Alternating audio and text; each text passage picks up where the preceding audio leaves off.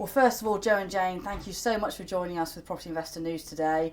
Fascinating to hear more about your journey, and really that's where we wanted to start. How did your journey in property start? Is it a new thing, or have you been in property for a while? I'll let Jane start. Okay. No, it was kind of accidental. We used to run a chain of hairdressing salons many years ago, we started in the early 80s, and we lived in one of the flats up above one of the salons. And as you do, after a couple of years, we bought our own first house, and we had this big empty space above one of the salons, and it stayed there for about 10 years and just empty. And it was a staff room and so on, and we didn't really know what to do with it. We were aware it was a waste, it was a waste of space. We're paying rates on the whole building. So we knew we had to do something there. So we thought, wow, what about if we develop it into flats? So we got a quote for doing the work, and it was like 50,000 or something.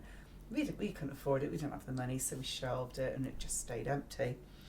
So eventually we thought, well, we've got to do something, this is a waste. So what we thought we'd do is, we knew we could afford a couple of hundred, something like that a week. So we thought, okay, let's employ a builder to just do what we can afford each week.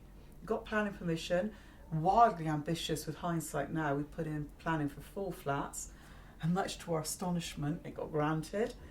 And so we set off week by week, doing what we could, to make this happen. And the 4 flats got finished, they got let out, and we thought, well, quite like this, don't we? Yeah. Yeah.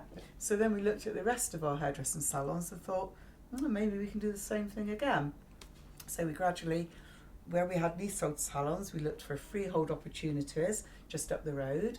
And when we found them, we bought them and developed above them. And so the strategy kind of evolved. We never set out to be property developers. It was merely a way of making the hairdressing salon premises work better.